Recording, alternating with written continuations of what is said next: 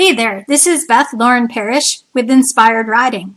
I'm a remote coach and certified riding instructor. In this podcast, I'm going to explain a little more about being an empath in the horse world, as well as give you some tools to help you in everyday life if you identify yourself as an empath. So what is an empath? The Oxford Dictionary defines being an empath as a person with paranormal ability to perceive the mental or emotional state of another individual.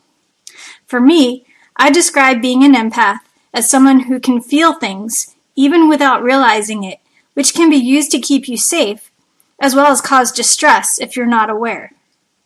I've known for many years that I'm able to sense how people are feeling. This is why I have a hard time with social functions, especially if I don't know too many people. It can feel overwhelming to try and stay relaxed and neutral when it feels like waves of energy coming at me in so many different directions. This even happens when I'm around a lot of my friends at once. I often feel stretched thin, as I would love to give everyone attention, rather than just bounce around the room with just brief encounters. I love to have deep and meaningful connections and conversations.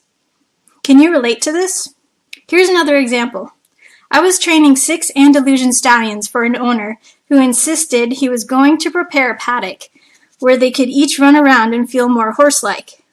Their current situation consisted of being in box stalls for about 22 hours per day, with the other time either going on a hot walker, placed in cross ties, or being ridden. I took the position with the understanding that their situation would get better. After 3 months, it became apparent that they were never going to leave their confinement, and I simply couldn't handle the sadness around it. I ended up crying on one of the younger horses, on Valentine's Day no less, a day where you're very much focused on all things to do with your heart.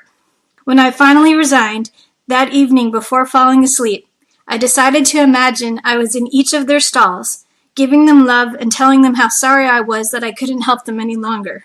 When you feel so much, and are more aware of other beings' feelings, sometimes the best thing you can do is remove yourself from a situation where you have to be subjected to negative energy. But what happens if you're stuck in a situation where you just can't leave? Here are some tips that I've used in the past. 1. As soon as I get home from somewhere that didn't feel right, or I was interacting with someone with very strong energy, I head to the sink, wash my hands, and clap 3 times. I imagine the negative energy being cleared in that moment. 2, since water is such a useful way to cleanse your energy, I also imagine washing away anything unwanted when I'm taking a shower. 3, when out in public, I have a way to ground myself to feel more present and remind myself not to float away energetically. I rub my fingertips together or wiggle my toes in my shoes. This signals my mind to focus on a happy place I created in a meditation. It keeps me calm and reminds me that I can be anywhere with my thoughts, so it might as well be somewhere fun. 4, if I feel a very negative energy coming towards me, I imagine a big bubble of white light around me to create a sphere of protection.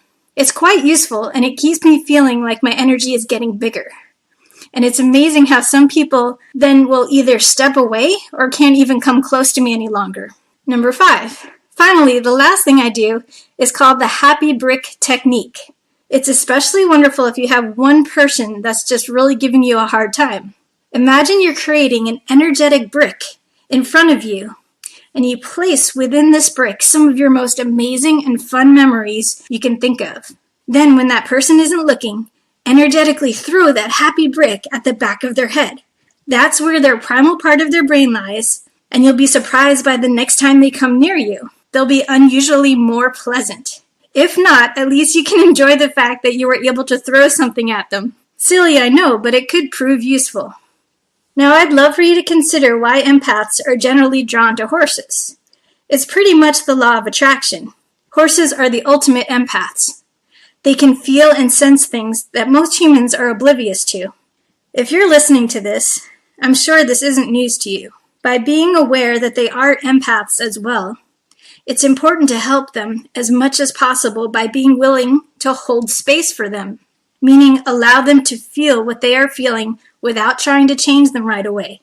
Challenge yourself to get quiet, slow down, and really listen to what they need.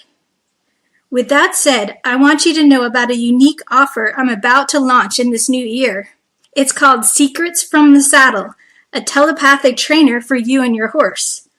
It consists of an animal communication session where I can tune into your horse to get the scoop on what is needed to improve your riding time.